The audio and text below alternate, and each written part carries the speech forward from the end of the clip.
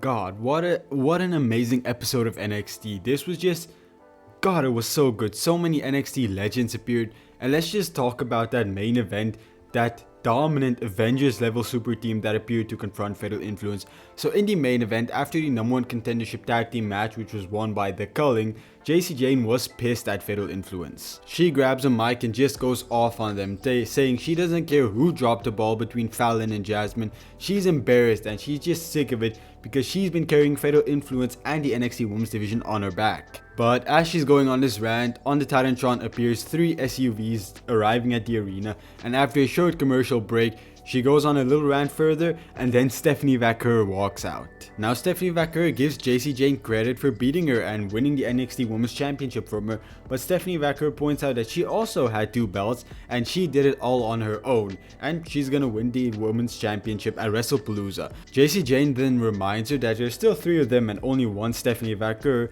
which is when Stephanie Vaquer asks what time it is, and it's Tiffy time. Tiffany Stratton, my favorite women's wrestler in the world right now, maybe outside of Kalani Jordan, arrives in NXT.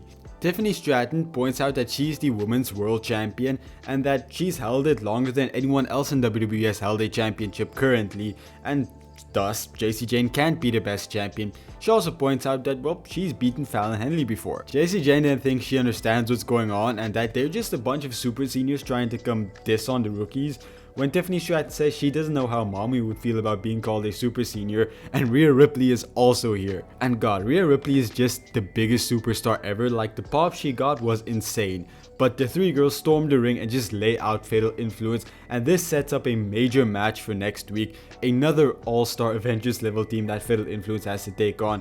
Because if you remember last year, when Julia and Stephanie Vaquer both debuted, they teamed up with Jordynne Grace and Zarya when she also debuted, and also Kalani Jordan, to face Fatal Influence. Cora Jade and Roxanne Perez were also in their team. So this is not the first time a team of superstars are just here to beat up on Fatal Influence. Hell, talking about Kalani Jordan, she also last year teamed up with Jade Cargill and Bianca Belair to beat up Fatal Influence. So yeah, I don't think people like Fatal Influence. And you just know NXT is gonna draw some massive ratings next week from this, because damn, like, these are all genuine draws here. And along with that, I think this is where we're finally gonna put the nail in the coffin for Fatal Influence, because I doubt Jacy Jane gets pinned in this. I believe either Fallon or Jazmyne Inks is gonna get pinned, and this is just gonna be the end of Fatal Influence because Jacy Jane is already pissed at them. She already feels like they're a disappointment. Losing to this major team, it's gonna be the end. Now, I want to elaborate a bit more on why I think this is gonna be Fatal Influence's end, but I'll get to this after this. First of all, The Culling, who won this number 1 contendership match, I doubt they win the Women's Tag Team Championships next week. I feel like if it was either Zaruka or Fatal Influence, I could have seen them potentially winning the championships. But The Culling, they're not winning the championships. Although I would really like it, I think it would be really cool for them to have the championships. I honestly think having the Women's Tag Team Championships on NXT would not be a bad decision at all. But it's just not going to happen, not with Izzy Damon, Tatum Paxley. And also, Ruka accidentally hitting Zarya with the Soul Snatcher, that was a nice detail. I think they're going with the Axiom route with them for now, where you remember Axiom were always on the verge of breaking up, but they never actually did. I feel like Zaruka is such a cool team already, adding that little wrinkle could add so much more to them.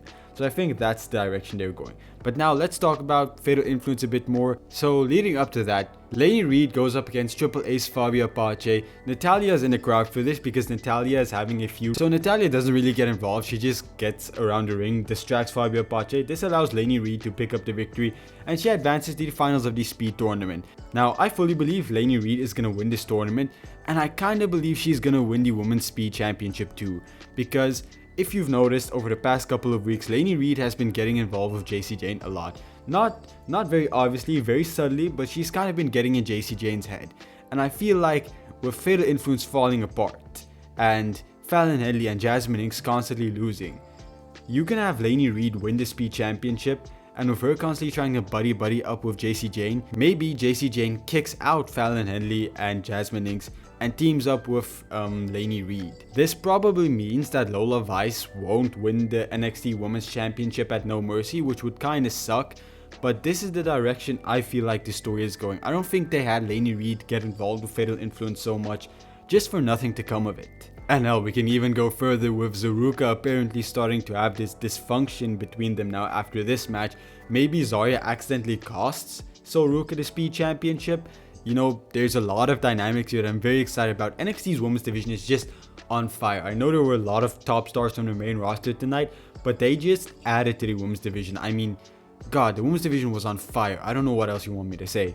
But let's talk about how the show actually kicked off. Javon Evans just came through the crowd, jumped into the ring, and called out Josh Briggs. He wanted to fight right now, and obviously Josh Briggs obliged. Josh Briggs has a lot of hate. People were chanting for Josh Briggs to go away. And Josh Briggs won this match by cheating, but damn, I've never heard a crowd be so deflated after a victory. Like, they didn't even boo, they just didn't care. I mean, yeah, Javon Evans is super over, but I mean, come on, Josh Briggs, I mean, he has a bit of heat. But yeah, that was kind of bad for Josh Briggs. So near the end of the match, Josh Briggs brought a chair into the match. The referee threw it out, but while the referee was distracted, Josh Briggs snatched his own chain off of his neck and hit Javon Evans with it in the back fed, picking up the victory. I have no clue where we're going with Josh Briggs. I mean, I can't see him going after the NXT Championship again. He just had a whole story with that. I don't see him feuding with Inamura again. And Ethan Page is the current NXT North American Champion. I can't see them having Ethan Page versus Josh Briggs feud. That would just not make sense. Now, probably, we're obviously going to have another match between the two of these. And Javon Evans is probably going to pick up the victory. Which is good, I just don't know where I see Josh Briggs going with this. Because I like him. I fully bought into Josh Briggs. I just don't see a direction with him. I feel like this is the same that happened with Jasper Troy, where we've kind of run the gauntlet on all these competitors he can possibly have, and now it's just, you know, he's kind of in a no man's land. We have a little backstage interview too, where Obafemi and Ricky Sage are just throwing jabs at each other, and Ava is trying to just stop it all, but she says next week they will both be on the Grayson Waller effect. I can already kind of see where this is going, where Grayson Waller is just gonna run his mouth on both men, and then Obafemi and Ricky Sage are temporarily gonna team up, put him through a table or something before having a stare down, which is all good. I don't care about a talk show segment. I personally want something more from this feud because it doesn't feel so intense just yet. But we're gonna get there, hopefully we get that next week. But just as this whole segment is about to end, Trick Williams appears and he reminds Obafemi that the two of them, they're not done yet. So this fully leads me to believe, and that's something I've said earlier, after Trick loses the TNA World Championship, he and Obafemi are gonna go right back into a feud, which I'm very excited for. We never got that definitive one-on-one match between Obafemi and Trick Williams, and I'm so hyped for that. I really want to see that. But with that out of the way, let's talk about the other major return that happened. DIY comes down to the ring, and Tommaso Ciampa says whenever they step into the NXT ring, they just feel special, and they try to get all sentimental, but Trick Williams comes out. Trick Williams interrupts them, and he says that he's the greatest NXT superstar of all time, and the two of them, they don't even hold a candle to him. He admits that the two of them got the best of him last week, but that's only because it was 2v1, and this week he didn't come alone, and Carmelo Hayes is back. The Trick-Melo gang is back. Trick-Melo gang holds a special place in my heart because that's what kind of helped me get my girlfriend into wrestling. This is the first storyline she really followed and really got invested in, trying to care more. It's what got her to care more about wrestling, so that really was, it holds a special place in my heart for that. But Melo isn't just going to team up with Trick like that. He says that Trick Williams said a lot of things that are true, but he also talked this shit a lot and that he doesn't think everything Trick said is true. Melo tries to speak his mind, get his thoughts off on Trick, but Trick interrupts him and Melo just tells him to shut up and let him speak. And you know, DIY is just loving this, the crowd's loving this, and ultimately the two of them put their differences aside, and next week we're gonna have Trick Williams and Carmelo Hayes versus DIY. God, I'm excited for this. Trick Williams and Carmelo Hayes better win this match next week. As good as DIY is as a tag team, Trick Williams and Melo would really benefit a lot more from winning this match. And I know we're probably not even going to get Trick Williams on the main roster until next year after WrestleMania. There's still so much for him to do in NXT. But I really do hope when he goes up, we get the Trick-Melo gang on the main roster. I just feel like that would be perfect. I really want that. But yeah, besides, you know, seeing Tiffany Stratton back in NXT, which was just, God, yeah. Having Carmelo Hayes back also, even if it's just for a week, I'm so hyped. This NXT, just those two moments alone made this NXT for me. And the rest of the show was also fairly good. We get a vignette of Blake Monroe looking very disheveled in a bathtub, saying Jordan Grace made a big mistake and that Blake Monroe was supposed to be clean and untouchable, but she reminded herself that the glamour wasn't supposed to be clean and that she's gonna bring hell to Jordan Grace. And I love how quickly we're catching up on her AEW story. Kind of like she arrived, she's this clean model girl until she turned devilish. Like, you kind of needed to catch up the NXT audience on her whole AEW story, and you've done it fairly well with this whole Jordynne Grace feud. So although it's not going to be exactly the same, by the time this whole Jordynne Grace feud is over, I feel like we're going to have sort of the same Blake Monroe, Mariah May that left AEW. We're going to have that exact same character on NXT, which I feel like is going to be really good. But I do wonder who's going to win, because for me, this feud is so unpredictable because Jordynne Grace has been taking all the L's in this feud, so it would make sense for her to win the final match. But also, Blake Monroe's character has constantly evolved over this feud, so it would also make sense to give her the victory. And honestly, I don't care either way because I don't feel like any of the women are gonna lose anything from this feud. I feel like both women are coming out very amazingly from this feud, so I don't care who wins, but I personally want Blake Monroe to win because Jordynne Grace, she hasn't really hit with me yet. I haven't really gotten that juggernaut, that ultra dominant TNA Jordynne Grace yet. It doesn't feel like the same Jordynne Grace. It feels like we still need to unlock that on NXT. And after this, we get an NXT tag team match between Dark State and Hank and Tank. A fairly entertaining match. I wish we kind of built up to this more. It feels like it just happened, but it was a very solid match. Hank and Tank almost had the victory, but then Cutler James pulled one of Hank and Tank out of the ring, and he said Joe Henry isn't here to help you tonight. And then Joe Henry just pops out of nowhere once again, and he tries to help Hank and Tank win, but Darkseid still managed to pick up the victory. I feel like that kind of sucked because he made this major appearance only for Hank and Tank to still lose. That kind of sucked, but I absolutely love what we're doing with this Joe Henry and saying his name and he just pops out from random fucking places.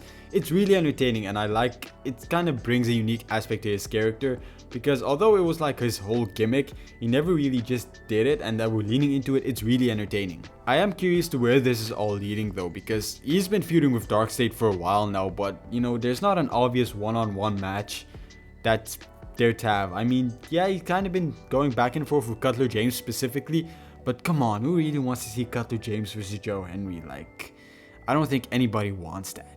And then the final match we're going to talk about tonight is between Ethan Page and Tavion Heights, which is a non-title flag match. And surprisingly, well, not surprisingly, I called it last week, Tavion Heights picks up the victory. The USA wins over Canada. I mean, yeah, I said that. I said they're not gonna have the USA lose in this type of stuff. I mean, it's WWE, come on. I am happy for Tavion Heights though, and I do really expect this to turn into a North American Championship match down the line for him. I mean, he did have a victory, sorta. He didn't really pin him, but he did have a victory over Ethan Page. But the key thing that happened here is after the match, Tyler Breeze made his return, and he just laid down in the ring, took a selfie with Ethan Page, and that's setting up a championship match for next week. Honestly, I don't care about this at all. I mean, Tyler Breeze is cool. I like Tyler Breeze. I have nothing against Tyler Breeze. But I mean, come on a show where we had Carmelo Hayes return, Tiffany Stratton, Rhea Ripley, and Stephanie Vaquer coming all out, Tyler Breeze just feels like a nothing burger. Again, Tyler Breeze is cool. He doesn't suck. He's fairly entertaining. I just feel like, you know, it doesn't add anything for me. I mean, it could have been anyone. You could have just ran the Tavion Heights match next week and it would have all felt the same. I guess it's just a novelty to see Tyler Breeze, I guess. And then we also had this Lola Vice promo package where she talks about her upbringing, and she says growing up she didn't have a lot of friends, so that makes the close connection she did have super special. She talks about her dad's Taekwondo Academy and how she's been brought up through that. I really hope she wins. I really want her to be NXT Women's Champion. I feel like she deserves it. She's been super entertaining. She's had an amazing year. But again, with the whole Jacy Jane, Laney Reed stuff, Fatal Influence stuff, I doubt that happens, and that sucks because I really want this to. And a part of me still believes Lola Vice might actually do it. I don't see how that happens. But that was your episode of NXT, and honestly 10 out of 10. It was a perfect episode. I guess a lot of that contributes to the Legends return. I'm sure you might say it was a cheap pop, but it's NXT Homecoming next week. It makes sense to have a few former NXT champions, some NXT legends on the show. So I don't really care if it's nostalgia. Well, it's not even nostalgia. It's just a bunch of wrestlers coming down for a special occasion. So it's great. I loved it. 10 out of 10 episode. It was honestly perfect. I was smiling the whole way through. So if you like this review, please leave a like, subscribe. I cover NXT every week. I also cover Evolve, TNA, and I'm tuning into SmackDown more recently too. So you should tune into that. So leave a like, subscribe, and I hope to see you guys again soon. Goodbye, everyone.